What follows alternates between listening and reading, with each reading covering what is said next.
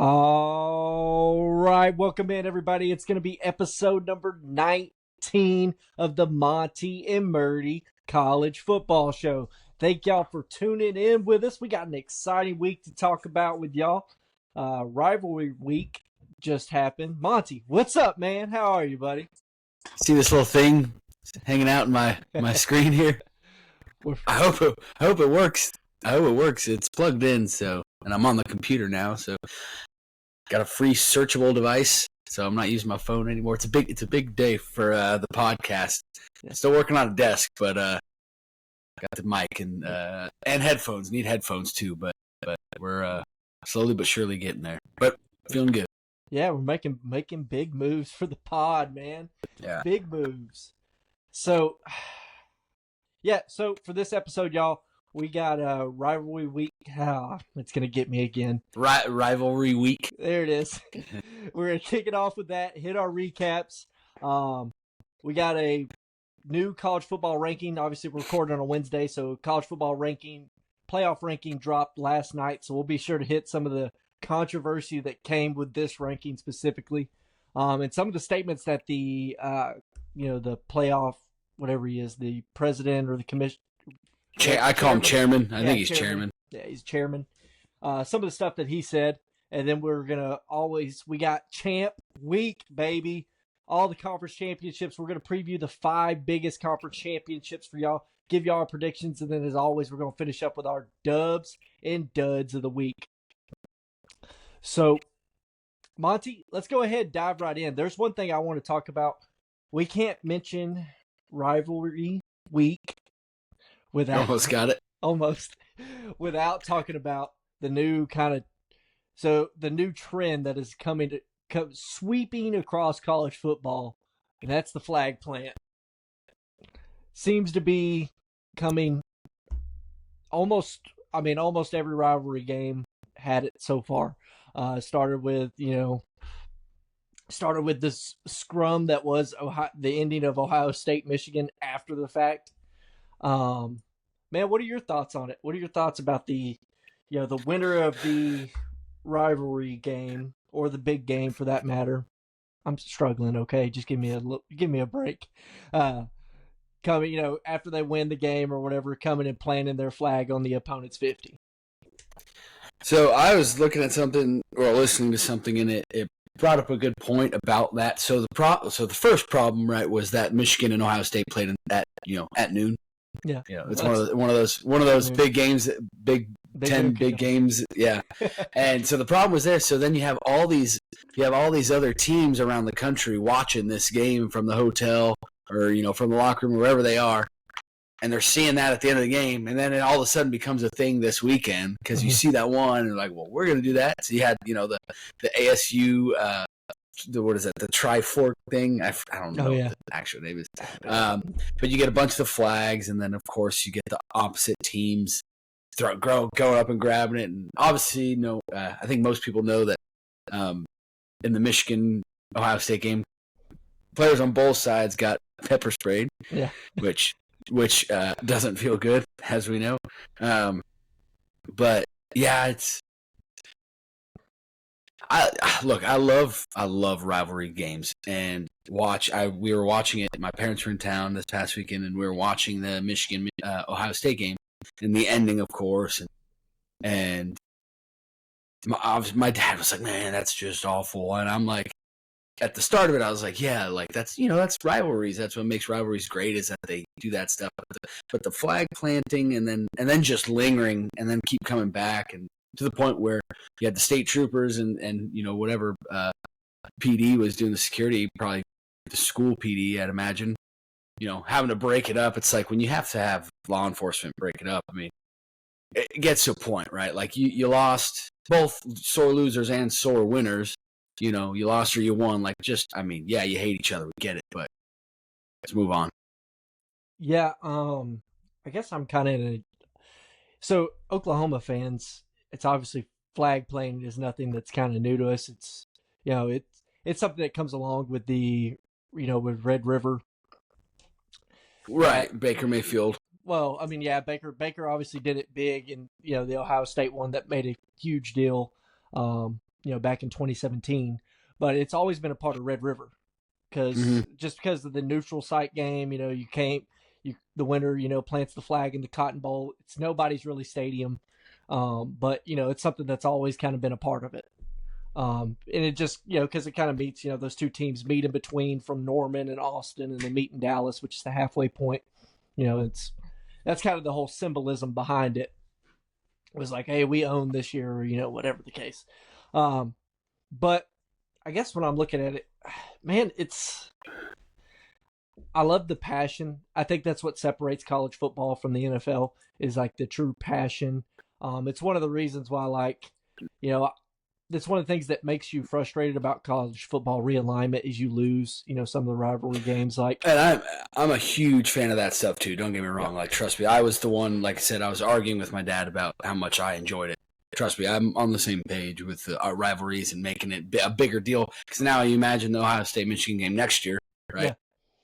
So. Yeah, and it's like I mentioned in last week's episode where it's like, yeah, it's cool. Oklahoma's going to Baton Rouge, take on LSU. It's like, but this game should be Bedlam. Like this should be Oklahoma State right here. Just for tradition's sake, with everything that's coming new in college football, it's nice to still have a sense of, what college football, kind of was or originated to be, and those traditions that have kind of grown with it. So, either way, back to the flag planting thing. I don't think it's going to be something that's going away, especially once you see it start to kind of catch fire. I imagine the NCAA is drafting up some kind of rule about it. You get fined, but yeah. Look what happened when you started finding schools for the field rush. It's a big thing this year now. Yeah, nobody cares. They're like, okay, fine. What do you know what I mean? It's unless you start taking you start finding the players because they're getting paid. Yeah. Then they might think about it, but I'm against that. Make that clear. Yeah, I'm kind of the personal belief that it's like, hey, if you lost, you might want to just kind of clear off the field. If it happens, it happens. You shouldn't have lost on your home turf. At the end of the day, but the argument on the other side there though is like you can't let that happen. Yeah, you can't let that happen as a player. Yeah, but it's just it's at one point where do you go? Where do you draw the line between they're defending it and they're doing it? It's kind of whenever it was done in Ohio State and Baker Mayfield did it, he waited till all Ohio State cleared off, and it was kind of just its own little thing with just the OU fans that were there. It wasn't done like, hey, we're shaking hands and I'm going to run and grab a flag and then I'm coming and you're kind of creating that huge controversy. I don't know. I think you just kind of leave it as is, and you just kind of you give it over to law enforcement and hope they do a good job of not letting it get to the point that it got when it came to the game, Michigan Ohio State this last weekend. Because you can't be like, well, as long as you wait until everyone's off the field, you can do it, because that just causes because then those players won't leave. Yeah, they're just gonna wait. And so there's no you can't pick it would be nitpicking these new little rules, and it just wouldn't. You just leave it as is, and you just deal with it. You have the whether it be the state police or the police department or the sheriff's office that's running the game. You just prior to the game, what's going to happen at the end of this one. Let's get on the field and not like the security. When they're trying to block the students from getting on, they're just kind of sitting there like this. Actually. Go in there and you just separate them right away. You just don't even let them get the chance. Or if you want to just completely prevent the flag planting thing, man, you just put law enforcement on the 50-yard line until everyone's gone. Yeah, that could be fair. I did see Gabe Eichert. He floated a kind of cool idea. He said you just have a national committee that decides what games are flag plant games, and if it's a flag plant game, you know going into it, hey, if we lose, this is happening. You know what I mean? It's like that's on stake. And then he got a little more on a tangent. He's like, yeah. He's like, I'll do you even better. He's like, they gotta plant the flag, and you gotta stand out there and watch them do it and sing their alma mater while you're there planting the flag. Yeah, that'd be tough. But I mean, tough. to that point, kind of. I mean, obviously, I wouldn't have a national committee saying like, "Oh, this is," but but to that point though, I mean, as a coach now, it's like, do you want on the opposite side? It's like, do you want them to plant the flag in your field or not? Yeah, I mean, that's what it's going to take. Is it's going to take the head coaches of the team saying, basically the winning team is going to have to control his players and be like, hey, we're not doing it. But that's going to have to be agreement between all the coaches. I'm sure it's going to be talked about in the coaches conferences that they do in the off season. I'm sure it's probably going to be a point of discussion of whether or not, we're doing this or condoning this. So let's go ahead and dive in, man. Let's get into our recaps. First game on the slate, OU went to Baton Rouge, got beat down by LSU. Ended up losing 37-17.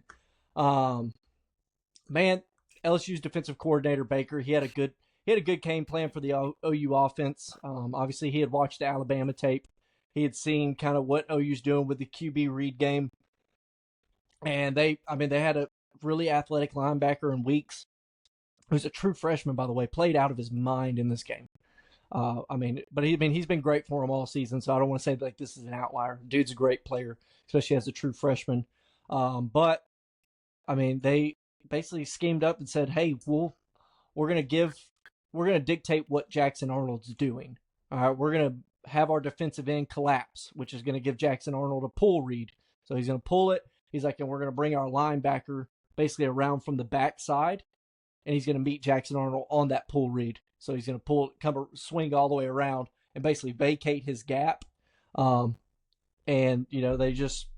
pretty much dictated the RPO and sent the running game where they wanted them to go. So they had a good game plan there. Obviously, OU being down all their receivers and struggling in the passing game like they have all year, weren't able to get too much going in through the air. It was a good game a little bit early. OU had a sack, fumble, scoop and score, and then after driving down, taking the lead, I think they went up like 14-10. They let LSU run a kickoff back. It was 17-10, and that was pretty much. When you get special teams involved, man, it's tough. Yeah, it's tough, especially whenever you're playing how OU does. Your margin for error is this big, so it's like you step over it, turnovers, anything like that. You're just you're not going to be able to rebound. They're not a team built this year. Team 130 is not built to play from behind. That's just kind of how it is. It's kind of sad. This is the last game for Team 130. Obviously, the news already broke tonight. Jackson Arnold has entered the transfer portal. So that's something for all you OU fans to kind of think about. It's the last snap we're going to see of him as an OU quarterback. Still out a bowl game, though. He should. Yeah, but he's not going to play in it. No, he wouldn't. I wouldn't expect him to. But hey, it's turning the page. Like we said a few weeks ago, it's like you did what you were supposed to with the circumstance that you had. Midway through the season, you got to a bowl game, right? Yep. You know who your next year guy is not. So. Yeah, and like I said, we got more off-season talk for y'all. We're going to save a lot of it, with a lot of transfer portal stuff and recruiting stuff. It happens nonstop, so we'll be sure to keep y'all in the loop. Computer charger. Smart. That's probably didn't think about that one when using this one. So. Yeah. So Monty, did you have any thoughts? I know you probably didn't watch too much of the OU LSU game. I'll be honest with you. This week, I did not. I kind of left that one to you. With the not making excuses, but with the family in town, I got all the other ones, but I was not able to watch too much of that game. I did obviously look at the score, and I was kind of like, that's too bad. But yeah, and it looks like a bad defensive performance. Defense, they did give up some bad. They had 4 big plays that they gave up. 2 were touchdowns caught on Eli Bowen, true freshman cornerback. He was one of them. He just got flat out beat on basically a post route. The other one, it was a fade to the end zone. Nussmeier threw it in a great spot. At one point in this game, Nussmeier it looked like he got hurt. He had to go get taken to the locker room, and you were like, as an OU fan, you're sitting there, you're like, well, crap, we might have a chance. What if? I was gonna say, what if? What if? But whatever the LSU training staff did to Nussmeier, hats off to him, because he came back out and played lights out after that fact. He's gonna be if he stays next year, I think he might have to. Yeah. He's going to be dangerous. Yeah, definitely. Which he already was this year, but I mean, seriously, more so next. Let's go ahead and move on to your team, man. We got the Vols, went to Vandy, ended up getting a dub, 36-23. Monty, we always let you kick it off with them. What were your thoughts when you were watching this one? Yeah, I mean, most people have obviously saw the beginning. It was a slow start for Tennessee, of course. Fast start for Vandy. Fast start for Vandy, definitely, and just a couple mishaps, obviously, by Tennessee, and so getting in a 14-0 hole.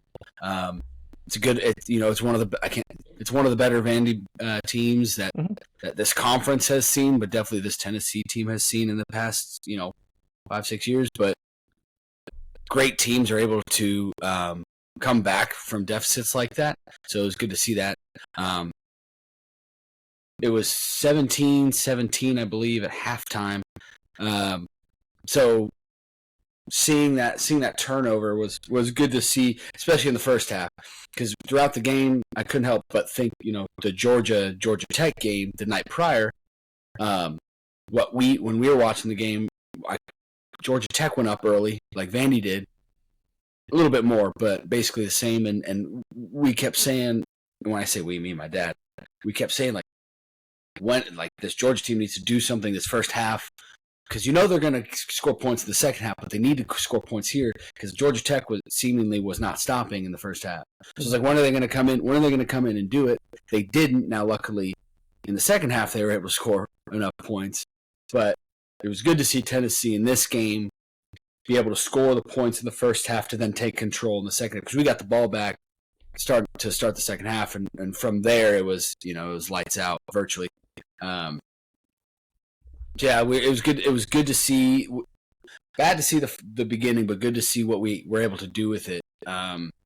Nico had another 4-touchdown game, which was great to see. He seems to be peaking right now. He still starts a little slower at the beginning than I'd like to see, but it seems like he's peaking. It's his second straight 4-touchdown game. He's the second Tennessee quarterback to do it since Tyler Bray in, I believe, 2012. To have 2 straight 4-touchdown games. I'm pretty sure that stat's correct. Somebody can find out for sure. But Dylan Sampson, unfortunately, didn't have another touchdown in this game, but he did manage to finish with 25 carries, 175. So that run, you saw when that run game started to open up, definitely in the second half, and with Nico scoring 4 touchdowns through the air, it was good to see that, and especially going into what presumably Tennessee's postseason being in the playoff, which I would assume that they're in now after the rankings and them not being in the SEC championship. So overall, I mean, we did. Tennessee did what they were supposed to do against a decent Vandy team, a better Vandy team. I'm sure we'll see plenty more of them throughout the years. We play them every year, so. But good to see Tennessee and Nico doing this now, going into the playoff. Yeah, that was kind of one of the notes I had. It was nice to see. You definitely saw Nico start to connect on some deeper balls, deeper shots down the field. I know he underthrew the one interception. I mean, he underthrew it by about 10 yards, but that very well slipped off his hand, or there's all kinds of stuff that could have happened there. I'm not going to make any excuses for him. I think he started slow again, and he needs to just not do that. But that's nitpicking. I'm happy with his performance, obviously. Yeah. But I mean, when you look at it, I mean, it was still the right read. I mean, that guy had probably 3-4 steps. I mean, he's reading the play correctly. Yes, we say it every week. Scheme's still there, and the reads are there. It's just connecting them. Yeah, a little short there, but yeah, Dylan Sampson continues to play at a very high level. Here's one thing I had whenever I was looking over this thing. Whenever you consider like a running back like Dylan Sampson, in the great year he's had and the production that he's had, do you think it comes into a factor the run defenses that he's having to face, on the differences between like him and, say like Ashton Genty's numbers? Do you think that plays a role in why he might have less? I don't want to play into a hypothetical. I still think Ashton Genty is the best back and best player. My Heisman favorite hasn't changed since I went with him in like week 4 or 5, whatever. So I'm not going to take anything away from him, and I'm not going to say, oh, he could be better, if he was playing at Boise State, because we don't know. We don't know because it's not a thing. But I will say he does play. Obviously, he does play against tougher defensive lines, tougher defensive fronts as a whole.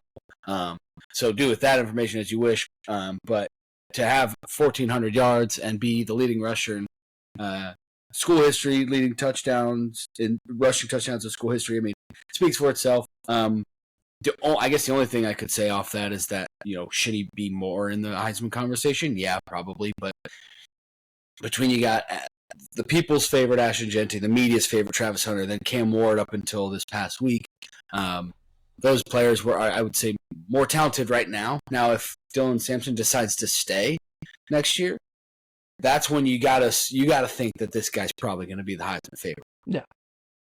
I mean, we already kind of discussed, Garrett Nussmeier is probably going to throw his name in the hat.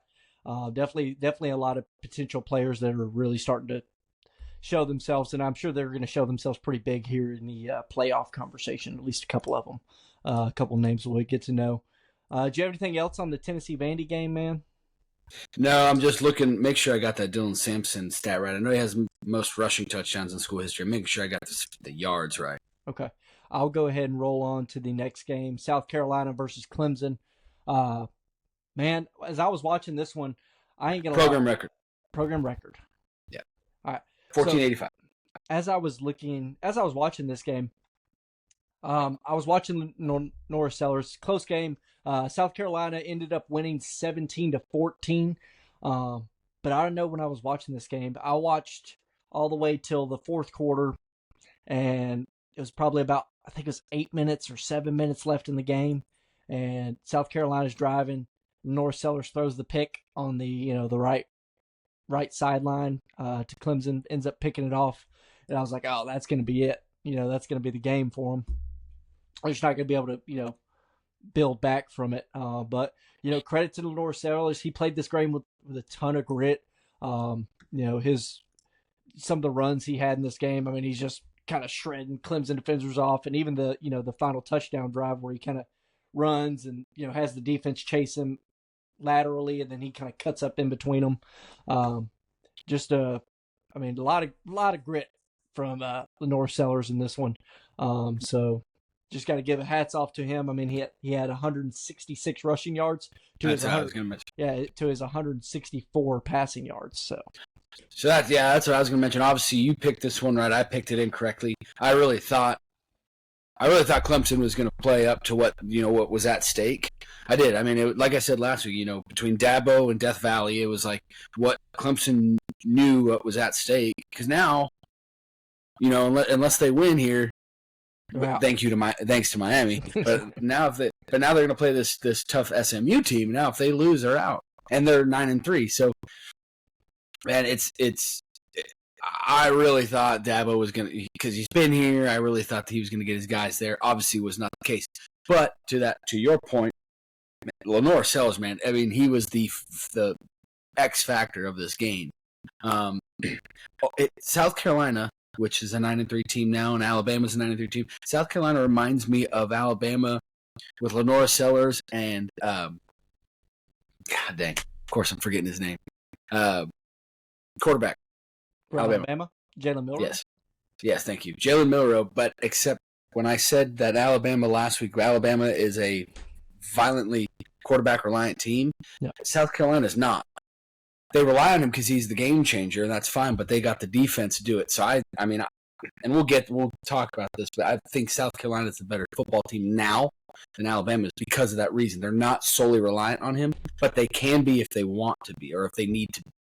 And so I think that, and we've seen in these big games that they've won, South Carolina, and that was exactly the proof right there. 16 carries, 166 yards, 2 touchdowns for a quarterback, along with throwing for 160. I mean, that's a game manager on the pass side, and then it's an absolute domination game changer on the ground. I mean, we go back to Johnny Manziel. You can't. How do you defend that? Yeah, I mean, granted, he wasn't without some of his mistakes. He threw a pick, he had a fumble. But Well, right. But I mean, what the for what the South Carolina defense. But they have the defense. I was going to say, but they have the defense. Exactly. They're only gave up 14 in this game, even with the 2 turnovers. So I mean, you just got to give kind of a hats off to that defense for stepping up and playing the way that I thought they would, just with their elite defensive line and good secondary that they have. Yeah. So big one. We'll hit a little bit more on Clemson and South Carolina here whenever we go over the top 25. So let's roll on to huge matchup in the Big 12. Man, this conference is awesome. It's so fun. But Iowa State versus Kansas State. Iowa State ended up winning 29-21. Monty, I know you're real tuned into this game. You were texting me the whole time it was going on. So what you got? Dad was in town, so yeah. So watching the game, it was competitive, of course. Mm-hmm. But it didn't it was one of the few Iowa State games I've watched in my life, and I'll say specifically when they've been under Matt Campbell. It's one of the few games I've watched of Iowa State where it just never felt like they were gonna lose. Like it never felt that way. Like it was up until the end, and it's still they only won by 8. It was always close, but there was never a point where you were curling your toes and squinching your butt cheeks kind of thing. Like it just felt like Iowa State was going to win this game, dominating, and it wasn't, like I said, it wasn't even a dominating score or anything. But you look at the stats, right? There wasn't really any crazy stats in the game, other than, ironically, Avery Johnson's 3 touchdowns through the air, which we said if he plays bad on the road, he's going to lose. Yeah. He plays well on the road and loses. I mean, he still only completed 42% of his passes. So I know he's 12 of 28, but I mean, he still threw for over 200 and 3 touchdowns in the air. So I mean, Rocky Beck was 13 of 35.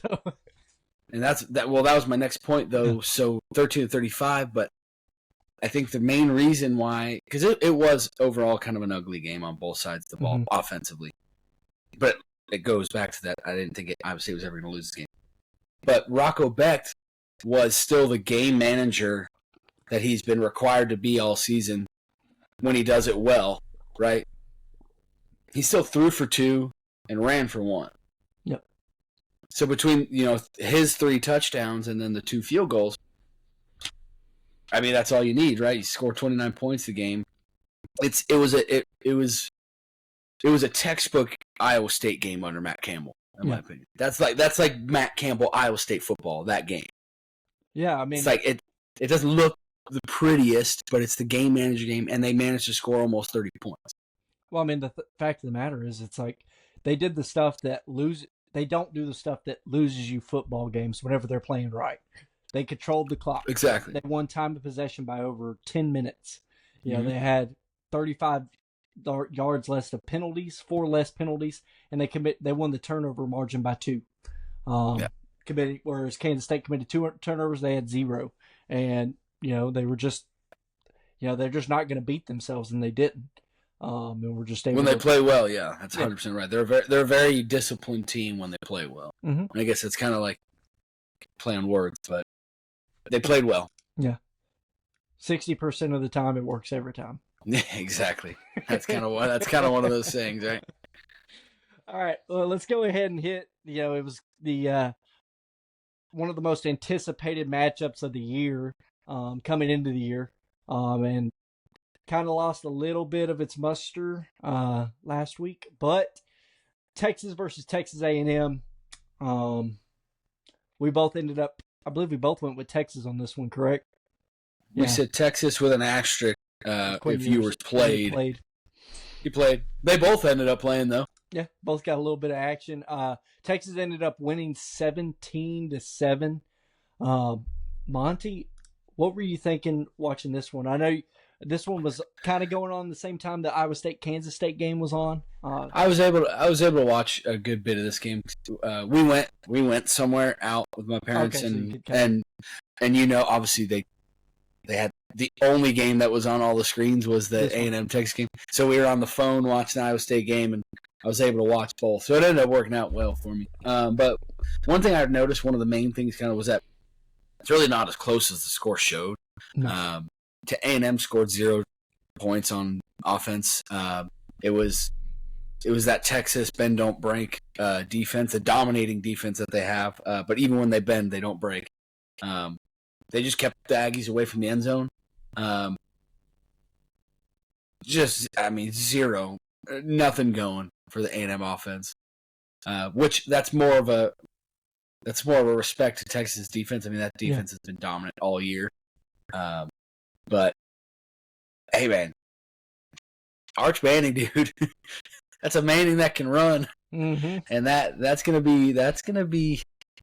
I was always when he was still in high school, and he was that 5-star and everything. He played at the small school. I was like, man, if he goes to one of these big schools, I just don't know. And I would always say, like, well, he's a Manning and he plays that pro style position, man. Dude, he's a freaking dual threat guy through and through, and he's not afraid to put his body on the line. No. He was running like Tebow in that game, and that was impressive to see. And I think that touchdown that he had, that was kind of like that was the deal maker. I mean, that was it. That was Texas' game to lose. Yeah, I mean, granted, we've only really seen Arch Manning in kind of glimpses this year. It's kind of been. Of course. He'll come in. We'll see, but. So we haven't seen him, whenever people are game planning for him or anything like that. However, I mean, I don't know. Do you want to knock Quinn Ewers out of a game, and that's what you got to get? You got to face that kind of athlete. Obviously, Quinn Ewers, he's not a bad athlete by any means. He's not that level. You know what I mean? Like, there's a clear difference when you watch the two run. Running the ball wise, absolutely not. I mean, and that's crazy to say now, right? That a Manning is a better runner than somebody else. But I mean, I don't know. I might have put my money on Eli back if he was racing like Tom Brady back in the day. You should Manning Tom Brady foot race. Oh, you should have seen Peyton Manning in at Tennessee in that bootleg. That dude could move. And then he got to the league, and then it was like he had like 12 rushing touchdowns in his career or something like that. Probably less, honestly. I think they, So either way, we're getting a little off topic. That's sorry. Yeah. The overall dominating game by Texas. The score doesn't. You'd like to see a little bit more on the Texas on the offensive side for Texas, but it was a dominating game nonetheless. Yeah, and it was. I mean, the thing that was weird about it is Texas scored all their points in the first half, and they got blanked the second half. But the thing is, the Texas defense blanked A&M in the second half. All 4 quarters. Yeah, all 4 quarters. And with that, I mean, heck, your offense ain't got to put up much, and it was kind of like what I said going in. I was like, I didn't think Marcel Reed was going to be efficient enough of a thrower of the ball to be able to stress the Texas defense. And Texas has the athletes, especially at the linebacker position, to be able easily the best D-line. Yeah. Arguably, I would say the best D-line in the country. I guess you could argue Tennessee's. I personally, I think Texas is slightly better, but yeah, and D-line linebackers. Marcel Reed, I mean, he just wasn't going to be able to cut him up with his legs. They went not with them, went in preparing for it. They knew that was going to be kind of A&M's shot at it, and man, they just dominated the whole game. So shout out to the Texas defense. If A&M had like a Lenora Sellers or like a Jalen Milroe even, then you might be talking to we'd be talking a different outcome. I'm not saying that's hypothetical. Not like I said earlier, I don't speak on those. I'm just saying that'd be interesting to see. If A&M can get a quarterback, it'd be interesting to see this rivalry down the road. That's all. Well, Connor Wayman already entered the portal, so it looks like it's going to be Marcel Reed for the foreseeable future. Unless something changes. You never know. That's the great thing about college football. So let's go ahead and dive into the rankings. The top 20 college football playoff committee released their new top 25 rankings. Interesting note that the chairman said after the fact is that, teams that are not playing, you won't see them jump each other. Meaning that if Jump or fall behind. Yeah, jump or fall behind. So meaning that, hey, if where they're at right now, if it's not a team that's, lost or whatever, moving past them, that is playing this weekend, they're going to be set where they are. So let's go ahead and dive into it. They got Oregon at number 1. Obviously undefeated, Power 4. That's going to be set in stone. Texas at number 2 after the win over A&M. Penn State number 3. Notre Dame up to number 4. The Fighting Irish continue on. Which I think Tennessee football team should just go independent next year. Yeah. Well, so we'll plan on, I haven't told Monty this, but for next week's episode, probably following the final college football playoff ranking, we'll go back and we'll reintroduce y'all to our top 25 preseason that we both put together, and we'll see how we stacked up on it. Feeling pretty good about my Notre Dame prediction, by the way. I think I had them falling out. Yeah. Georgia at number 5, after which we'll touch on a little bit more later. But yeah, Georgia at number 5 with their 8 overtime win over Georgia Tech. Ohio State at 6, just ahead of Tennessee, which is at 7. I'm sure we'll probably have a little discussion on that. What do you think about that? You want me to say it now? Yeah, go ahead. Let's go ahead and dive into it. We'll get through the rest of them later. It's not too much outside of really the top 17 that matter. It's just, it's not that I don't think necessarily that Ohio State is less than. It's not that I think Tennessee's better than Ohio State. I'm not necessarily saying that. And we know that everyone knows that Ohio State's roster talent wise is better than Tennessee's. That's not a secret. And I'm not arguing that it is. But the problem is that you have an Ohio State team that just lost at home to a 6-5, now 7-5 Michigan team. And people can say, well, the rivalry. And you were a 3-touchdown favorite over this team, and you lost at home to them. This is it was one of the worst losses, probably, and if you talk to Ohio State fans, one of the worst losses in Ohio State history. Yeah. Given the circumstance. And they moved down for just 4 spots. Georgia, when they lost to, I believe they were an 11-ranked Ole Miss or a 13-ranked Ole Miss, they dropped 9 spots, and they were in Oxford. And this is during the CFP committee's rankings. This is when they were already coming out. And so why is there no consistency? Well, it's it used to be. A couple of weeks ago, it was like the recency thing. Now it's like body of work is the overall. It's like, why does it have to keep changing? And again, I'm not making this argument because Ohio State's 1 slot above Tennessee. What I'm making is, the unbiased side of me, is that now when you have a team that's 10-2 like Tennessee, who should be 6 just behind Georgia, just like they were behind Georgia last week, you're going from Ohio State and Tennessee playing in Neyland, because Ohio State should get punished for losing. Now they're going to get a home game, well, as of right now, against Tennessee in Columbus, excuse me. So why? So you're rewarding this team for losing to a 6-5 team at home because of body of work. Yeah, or whatever the argument is. I think that's got to be it. Ohio State, I guess they're looking at it is they have a win over Indiana, and they've lost to Penn State. Well, and they have the win over Penn State, but it's like, what? And then we go to the Penn State. It's like, what has Penn State done? Well, besides just win a lot of games against lesser opponents and then lose 1, so they're 11-1. So of course you're going to put them up there in the Big Ten. Well, exactly. That's basically where it comes down to, is that whenever we were talking about it in the preseason, right? We talked about the depth of the Big Ten.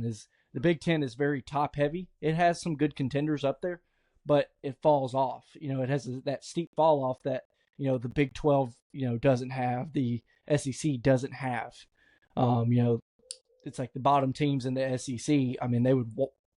They would freaking wipe the floor with the bottom of the Big 12 or the Big 10. And that's kind of the point, is that the Big 10, they can get all these wins, rack them up. And it's like, cool, I'll drop 1 game to Ohio State and I'll drop 1 game to Oregon. I'm still a 2-loss team. I'm getting in the playoff because I'm a 2-loss Power 4 team. And it sounds, and people are probably going to, whoever listens is probably going to come at me with SEC bias or whatever, but I have a problem with Alabama over Miami, and I was going to mention that, and I have a problem with Mizzou still being at 19, but I know why the committee put Mizzou at 19, was to give Bama the credit for beating them, 34-0. Yeah. Early in the year. So it looks like the better win, so they could sneak them in this ranking. So there's no bias, it's just the fact that there's zero consistency week to week for this committee. Mm-hmm. Yeah, and it's plain and simple. I'm not going to get into it, but the people that make up this committee, it's just you got to put real analysts in there, people that actually watch all these games.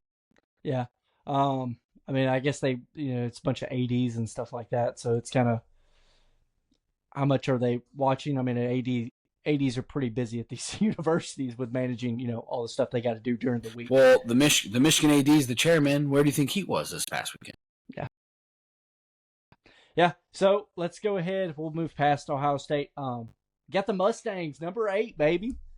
How about them Mustangs? Hey, it's looking pretty good for you too on that one. Yeah, looking good. Hey, Notre Dame. It was scary at the beginning, but I was sweating a little bit.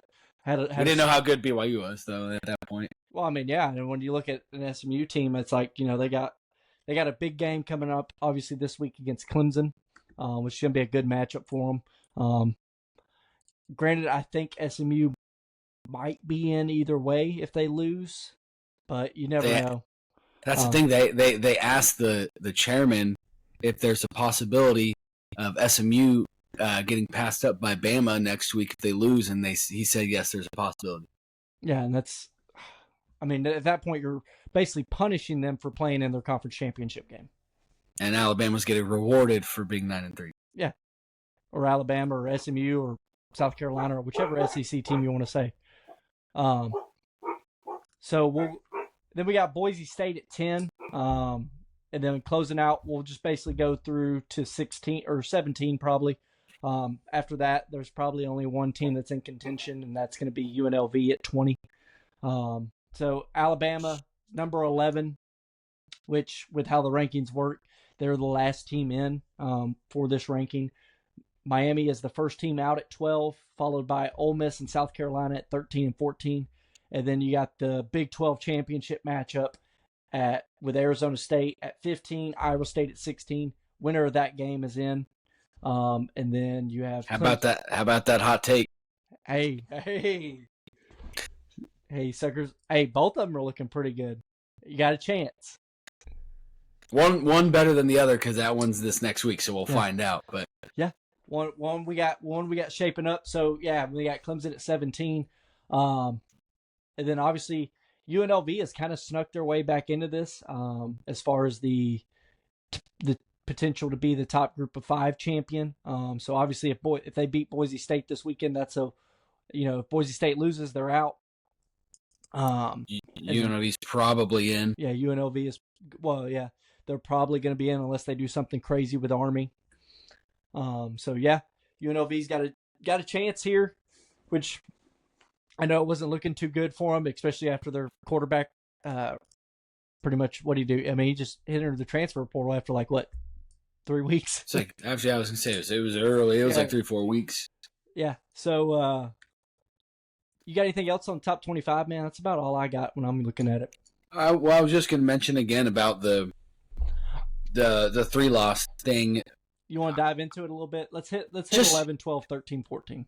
Just a little bit, only because my issue is that Bama got dog-walked, molly-whopped by Oklahoma, which, I'm sorry, average to bad Oklahoma team. 6-6 is bad for an Oklahoma fan, right? Wouldn't you say? Yeah. You're still making a bowl, right? You're doing what you need to do at the end, but you go to Oklahoma and you lose 24-3. What were you 5-5 at the point? So you would have gone 6-5. Yeah, so you were 5-5. Oklahoma team. You get 24-3. And they're saying that this team's more qualified. And I know, look, I've been against Miami being good this whole year, but the proof's in the pudding. They go to Syracuse and they lose by 4 to a 9-3 Syracuse, who they just ranked. which we didn't mention, but they're at 23? 22. 22. So you say, well, Syracuse has the respect to be ranked, but Miami has the disrespect because that's a bad loss. But apparently a 6-6, no offense, Oklahoma team is not a bad loss, getting absolute dog walk. And they're 9-3. Well, it is. But at the same time, you have a 9-3 Syracuse team, right? That they just ranked, that Miami just lost to barely. Yeah. And then you have a 9-3 Bama team. If anything, if you want to put a 9-3 team in there, fine. You had made a note on yours. I saw it. You said Ole Miss kind of got the raw end of the deal because of their resume. But South Carolina is they want the best teams in the playoff, right? The hottest team in probably all of college football right now is either Notre Dame or South Carolina. Mm-hmm. And so why would you not put them up there? Well, because head-to-head. Well, the head-to-head apparently didn't matter a couple weeks ago. So it's like, okay, but it's all about, and then going back to Bama, keeping Mizzou in the rankings all year, so they're 19 now. Well, Bama has a win against Mizzou. Come on. Yeah. It's like, come on. And Mizzou should not be ranked. The only reason why they are is for that resume, in my opinion.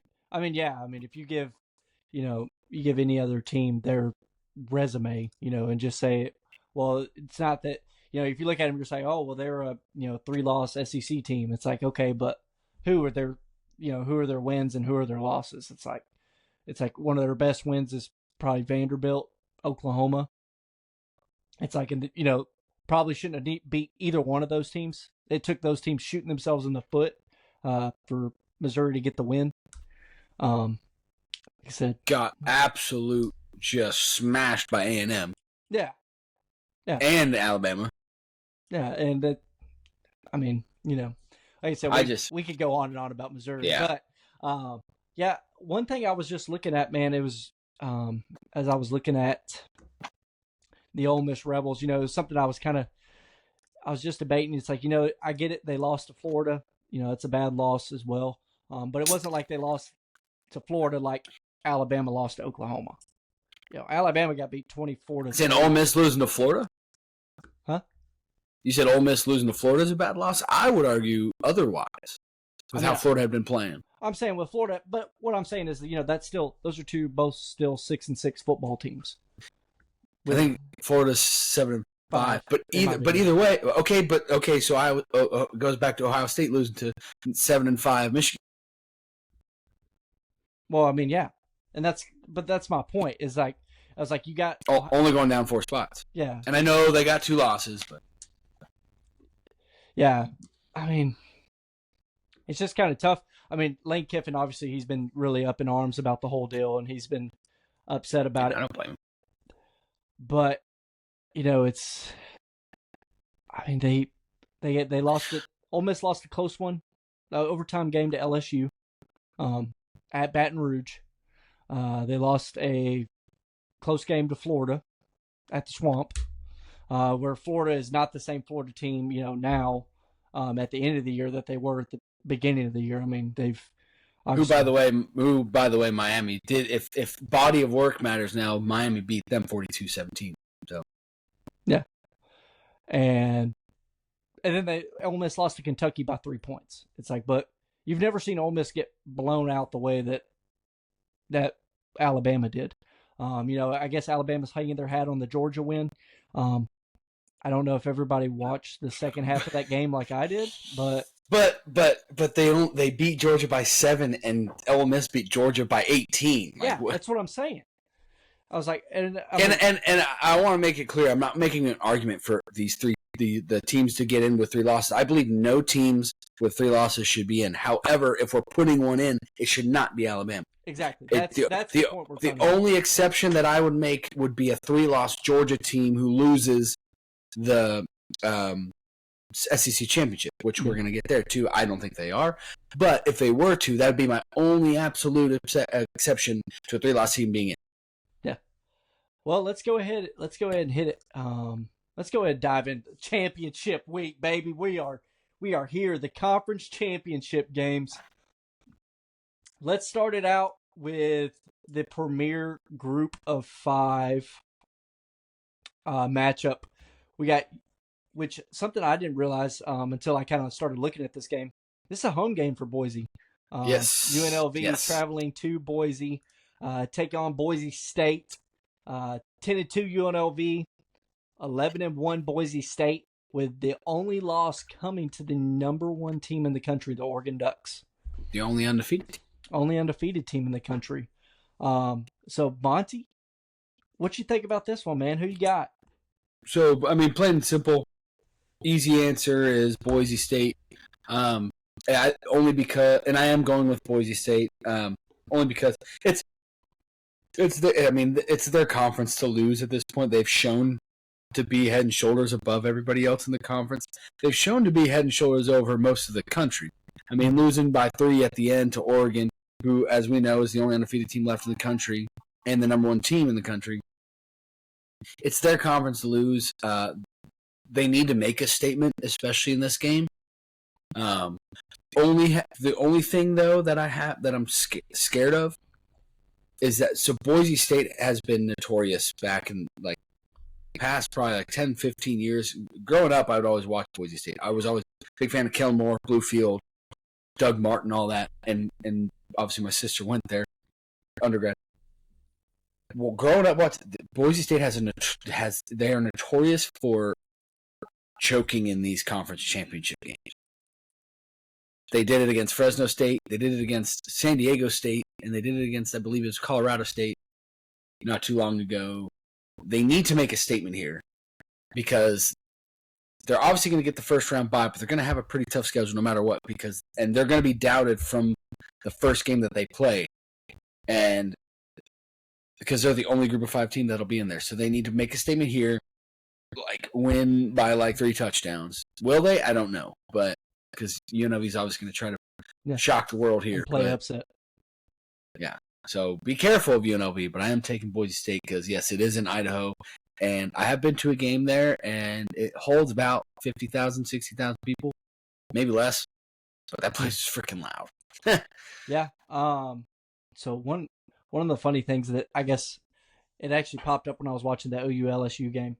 So do you know who the program with the most wins in college football since 1999 is? Basically, since we would be watching college football, our modern era. I'd imagine Boise State. It's Boise State. Yeah, because I was going to say Kellen Moore is still the winningest quarterback in the history of college football too. Yeah, Boise State with the most wins in college football since 1999. Now, with that, right?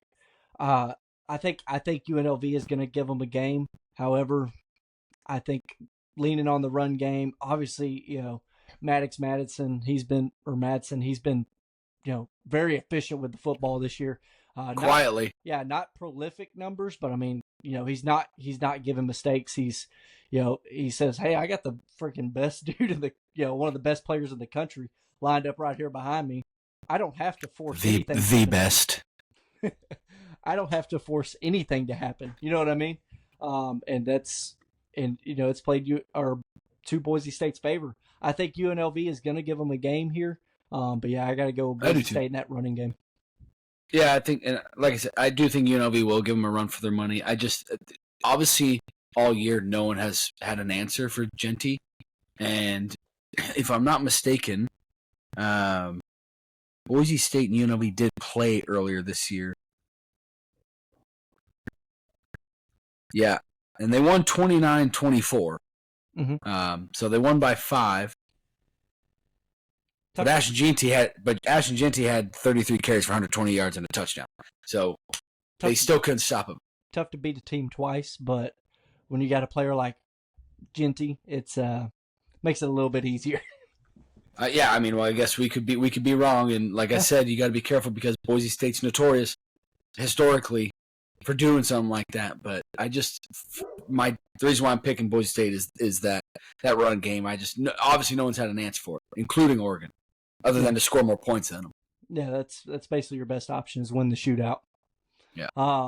So let's go ahead and roll on. We got the Big 12 matchup, conference championship in Arlington, Texas. Iowa State versus Arizona State, just as everybody predicted.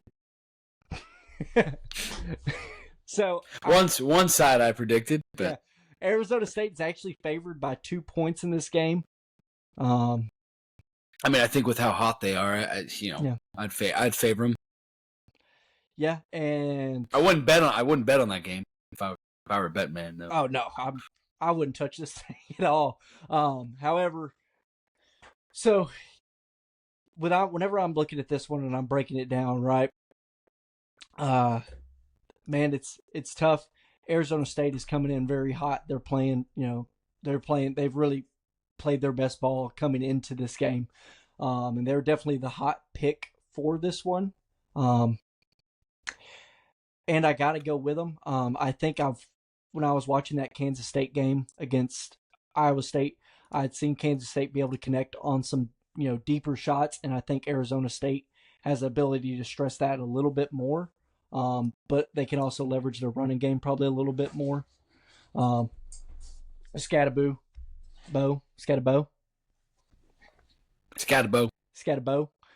Yeah, I think he gives them a real good opportunity. I don't think they have to win this game necessarily on the back of Sam Leavitt, but it's going to be tight. I know it's going to be a nail biter of a game. I don't think either team's going to go in here and blow each other out. But yeah, I got to go with Arizona State here. Yeah, I mean, obviously, my pick. I got to go with them, right? That's my hot take, and I think there's definitely a path to a victory here. There 100% is for Iowa State. Absolutely. But my concern is Iowa State has this year struggled on defense with the run game, and if Arizona State can do it like Texas Tech did it, they'll have nothing to worry about. Arizona State will have nothing to worry about.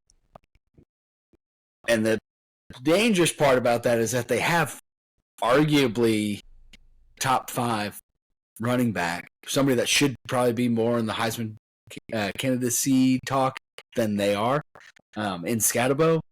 And so that's my main concern, that I will be watching this game, a little scared. Yeah. But if they can curtail that, I would disagree with you. I think that their defense backfield will be fine, and they'll be able to keep. If they can get ASU's offense off the field on third down, and then keep them off the field by way of the last week against K-State, then there's no problem. But if they do that, I think it'll be another nail biter, close game. Yeah. But controlled game if they can control that aspect of the game. But if not, if it's anything like that Texas Tech game, man, Iowa State is in serious trouble. Like I mean serious trouble. Like it could go doors wide open, Arizona State. Yeah. But I am picking Iowa State to be crystal clear. I meant to give Iowa State's defense a little bit of props. They actually held. It was something that just kind of stood out to me. Is they held Kansas State to 1-4 on fourth downs, and the only fourth down they gave up was that 4th and 2 that the receiver did the little wheel route. I mean, they ended up throwing it 30 yards, which is kind of not really what you're expecting on 4th down, even though it is kind of becoming a little bit more common practice. It's like a lotto ticket. Yeah, exactly. It's either all or nothing. You're just going to kind of take your shot there. But yeah, I mean, 1 of 4. I mean, turning the ball, essentially turning the ball over, 3 out of 4 times there. I know the defense doesn't get a stat for it, but it functions the same as getting a turnover there. So yeah, props to Iowa State defense. We'll see if they can, kind of remain nails in that area. But yeah, it should be a good one. Should be a good one in Arlington. I'm kind of looking forward to it. Unfortunately, it's an early kick, 11 a.m. So 11 a.m. My parents already talked about going, but it's a little early in the morning, so a little early. All right, so let's go ahead. We'll move on to the ACC, which is going to be a night game, 7 p.m. in Charlotte, North Carolina. We got Clemson taking on the SMU Mustangs. Don't say I told you so. Don't say I told you so. Hey, man. Told me so. Yeah. Mustangs are actually favored by 2.5 points in this one. And yeah, give me the Mustangs here. I think what they can do on offense and really more so what they're able to do on defense. I think that's kind of an underrated part of this SMU team is that they have played really well on the defensive side of the ball more towards the later half of the season. But obviously, you know, Rhett Lashley, they're going to score some points. And I don't know if Clemson and Cade Klubnik have played at a consistent enough level, especially against whenever they're playing, you know, better competition. That's where Clemson has struggled.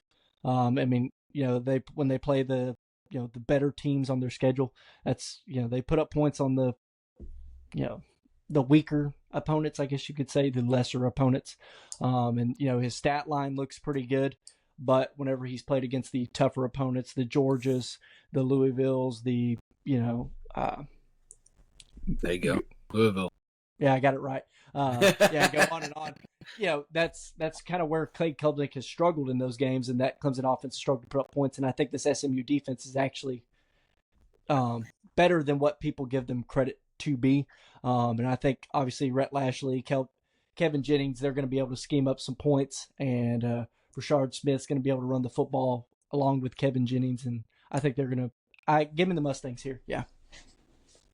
Yeah, I'm going with you there on the Mustangs. I've weirdly enough, kind of under the radar, I've kind of doubted them all season too. Anytime we pick their games, I think I haven't picked them. Yeah.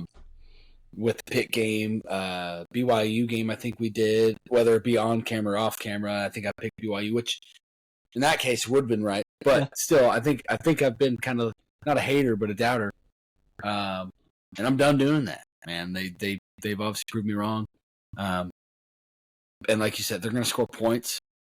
And I don't think Clemson's going to be able to score enough points against them. Now, if they do, I mean, I say it got to a shootout, I'm still taking SMU in a shootout.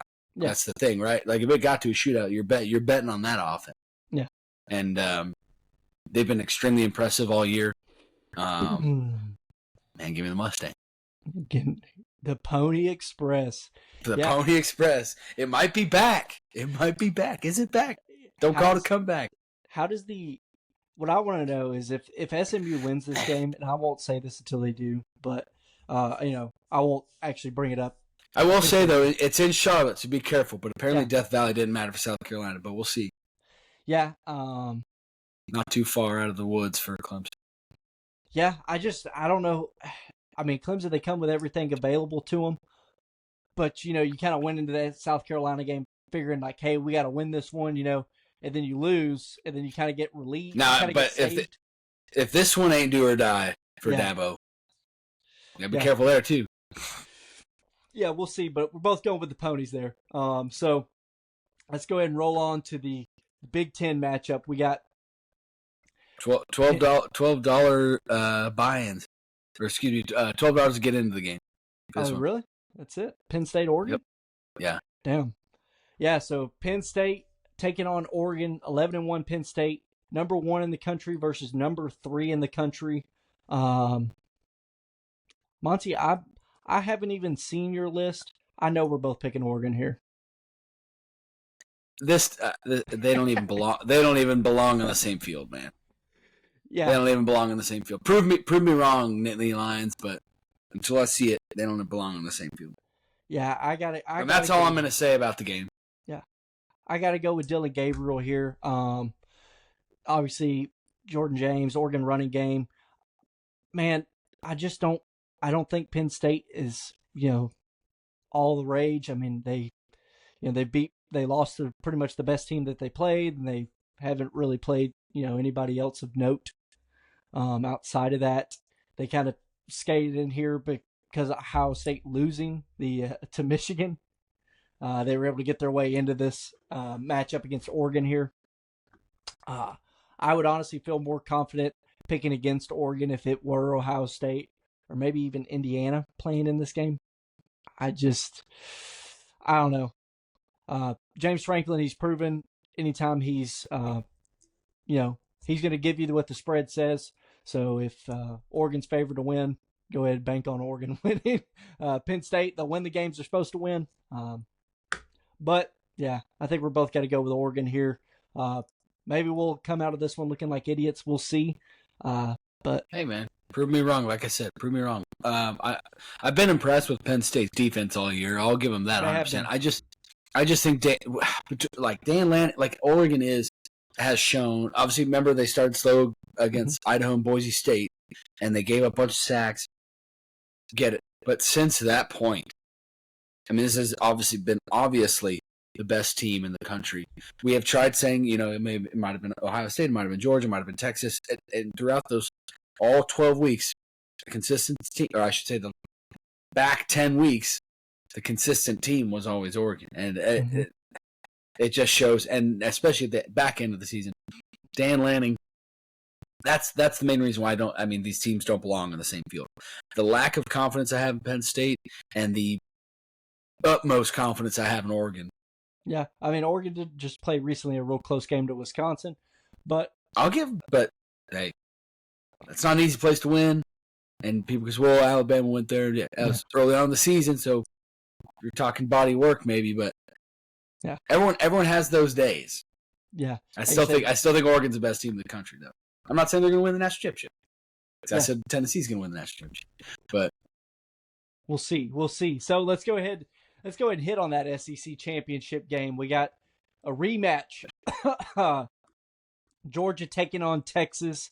Longhorns are favored by 2.5 in this one, which kind of surprising considering Georgia's already beat them this year. 3 p.m. kick in Atlanta, Georgia. I think that's kind of that part might be overlooked. It's not overlooked by me. It's not missed by me. Which it'll be a 4P kick there. Yeah, 4P kick there. 3P Central. Monty, who you got in this one, man? Are you going with the Texas Longhorns or are you going with the Dogs? So the big thing is that you said it earlier. It's really hard to beat a team twice. It is in a season. It's really hard to beat a great team twice. Mm-hmm. And the game is not in Athens. And I know they did it on the road in Austin. It's in Atlanta. But man, it's Kirby Smart and the Dogs. I'm going with Georgia, dude. And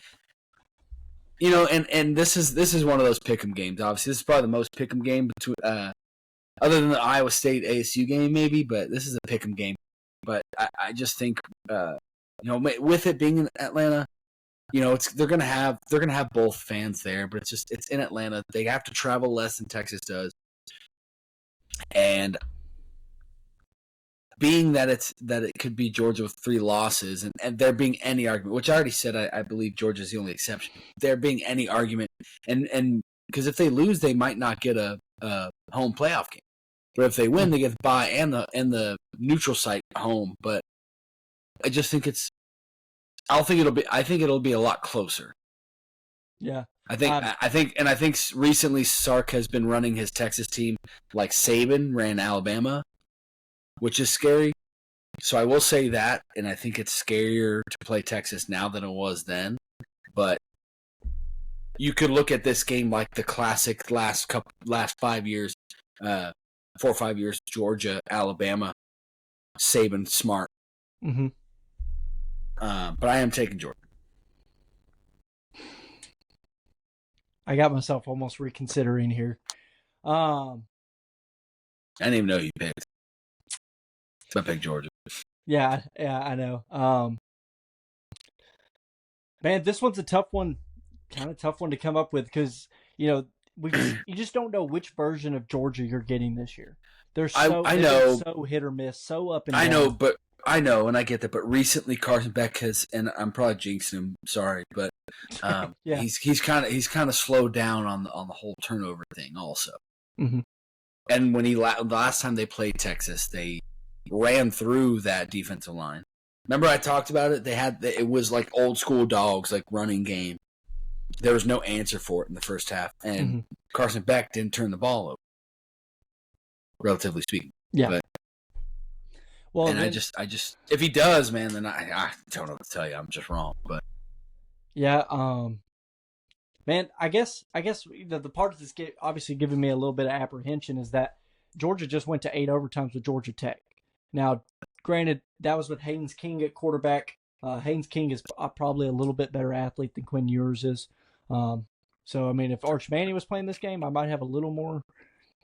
I don't know. Like, again, this is a pick 'em. So it's a pick 'em. Yeah, I'm gonna end up going with Georgia. I think the game being played in Atlanta, I think they're gonna be able to get probably a little better home crowd there. I think Georgia has more to play for in this game, if that makes sense.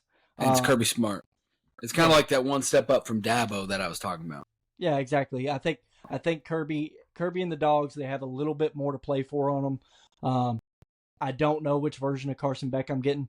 I think this Texas defense can force them into some mistakes. We'll see if Georgia's going to be able to run the football like they did in their previous matchup against Texas, which is not something we've seen Texas, give up pretty much the rest of the year. But yeah, there's definitely a path to victory here for Texas, but we'll both go with Georgia here, and let's go ahead and roll on, man. Let's hit our dubs and duds of the week. Let's kick somebody in the nuts, just like we always do, baby. Oh, I bet you could guess who I'm kicking in the nuts, man. I haven't yet, and I realized I hadn't.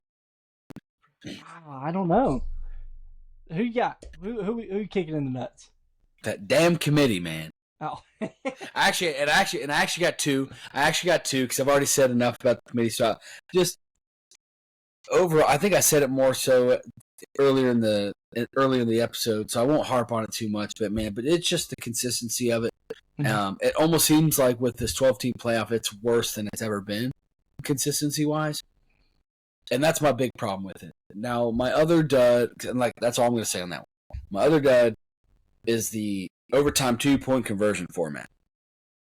We love seeing 8 love seeing 8 overtimes. But there was also the LSU A&M overtime, the 7 overtimes a couple years ago. They didn't have 2 points. Like, you can do it a different way. Like, keep it at 25 and in. Mm-hmm.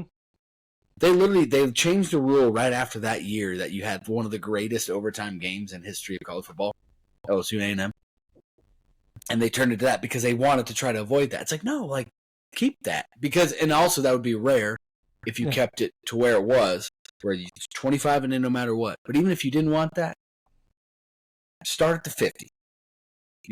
Get them out of field goal range right away. Like, you start at the 25, you're already in field goal range, so you get points if you want. You just run the ball and get 3. Now that other team's playing, they can't play to lose or whatever. Right, and even if you're like, well, they have a hell of a kick. Okay, start at the opposite 25 and do like start at the 50 and do like a 2-minute drill. Like, they have 2 minutes to score. The other team still gets an opportunity to score within 2 minutes. Please do not do the NFL. Yeah, no. It'd be like 50 and in with 2 minutes. Okay, if the time expires for them, they can't score. Then the next team gets 2 minutes, 50 and in. Something like that. Yeah. There's obviously other ways to do it, and there's no perfect way. But the 2-point conversion thing, it's like, yeah, you're trying to get to quick. Well, it's not football. Yeah. Like, it's not. It's how did the game get to overtime? They were playing the game of football that they were playing for 4 quarters. Why change how they were playing the game for 4 quarters? Yeah, no, I think, I'm completely with you. I think with the 25, we've had just some of the greatest games that do play those, 25 and in overtimes. And I'm not saying necessarily change that. I'm just saying there's other ways to do it. But the 2-point conversion thing, I'm out on. That's my dud. Okay. It's specifically the 2-point thing. All right. But there's other ways to play it, is my point. Well, that's my dud. I'm going to go ahead and kick somebody in the nuts who I don't think I've kicked in the nuts this year. So I'm going with Mike Gundy of the Oklahoma State Cowboys after getting beat down by Colorado 52-0. Now, granted, recording this, Mike Gundy has already fired his offensive coordinator and defensive coordinator. Got rid of the coordinators. Yeah, obviously had some sacrificial lambs there. Yeah, the elephant in the room fired people. Yeah, exactly, and that's. I mean, when you watch that game, I mean, that Oklahoma State team, they quit on him, and they probably quit on him probably a couple weeks ago. Everybody except apparently Alan Bowman. Did you see something about him getting an 8th year or something, or requesting an 8th year? I didn't see anything about that, but yeah. So either way, got to go with Oklahoma State. They were predicted to be in the Big 12 championship this year, and 3-9, and they did not win a single conference game. That's all that needs to be said. Where your expectation was, where you met, and where you failed to, especially whenever you got a conference that, I mean, is for the majority part wide open. I mean, outside of Oklahoma State, almost anybody, there was teams every week beating somebody that they weren't supposed to beat, or, whatever the case. And the rankings were kind of always swapping, but the only consistent win on anybody's schedule was Oklahoma State this year. So damn pokes. Them damn pokes, man. Damn pokes. So let's go ahead. Let's get it on a positive note. Monty, who did you have as your dub of the week? The Michigan Wolverines. Yeah, no matter how bad anyone thought they were, no matter how many games they thought they were going to lose, no matter how far they were going to drop the rankings, they ain't losing the game. They still hang their hat. They beat Ohio State. Hey, Ryan Day. They made Ryan Day their son. They said what we're going to do every single year, no matter what, we're going to beat Ohio State. That's 4 straight years. Doesn't matter 6-5 versus 10-1. Yeah. They said done in Columbus, in Ann Arbor, doesn't matter. We're going to do it. And I got to give it to them, man. That's one of the biggest rivalries, if not the biggest. And they went into a very hostile. There was a really cool video with an edit that I saw.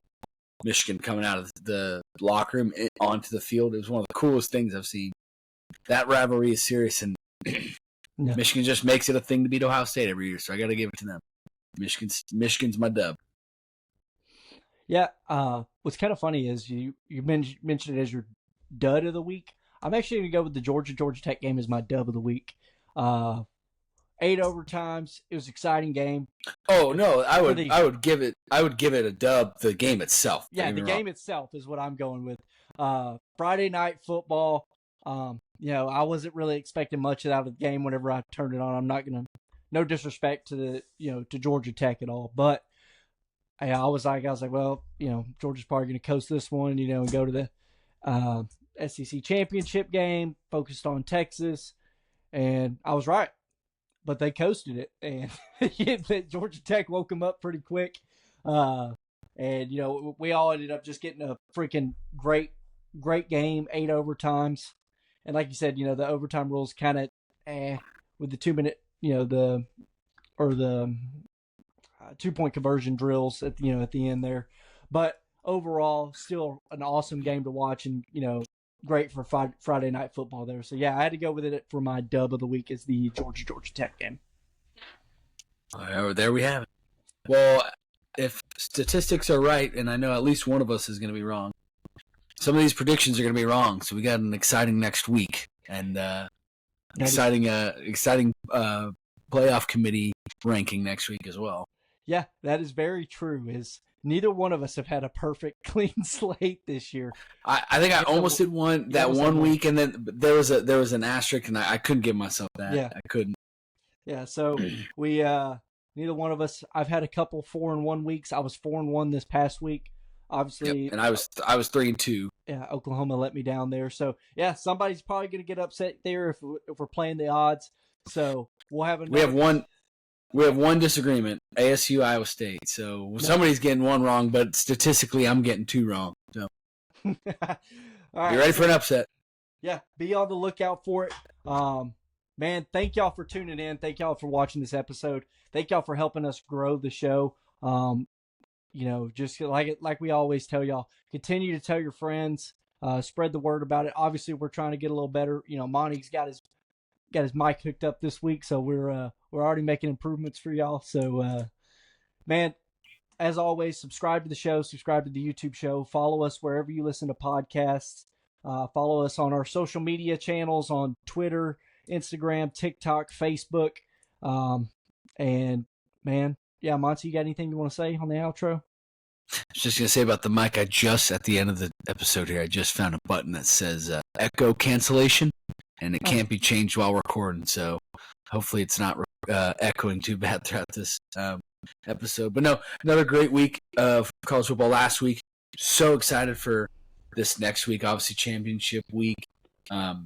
Obviously the ones that we went over are not all the conference championships this week, so we're very excited for all of them. It's just based on time for the episode and work and stuff. We try to get the important ones in as we go on. I'm sure we'll be able to have time for all that stuff, but we appreciate everyone listening, whether they're a fan of the teams we talk about or not. And the tolerance for some of our biases, we try to be unbiased as possible with a little pepper here and there. But no, man, it's awesome to do this show. We very much enjoy doing this show. We obviously take time out of our days to do it, and we love doing it. We don't want anybody to feel bad about that. Of course, we love doing this stuff, and so we thank you for whoever is listening for listening. Yeah, absolutely, man. And we'll see y'all next week after another exciting week of college football. Until next time, y'all. Peace.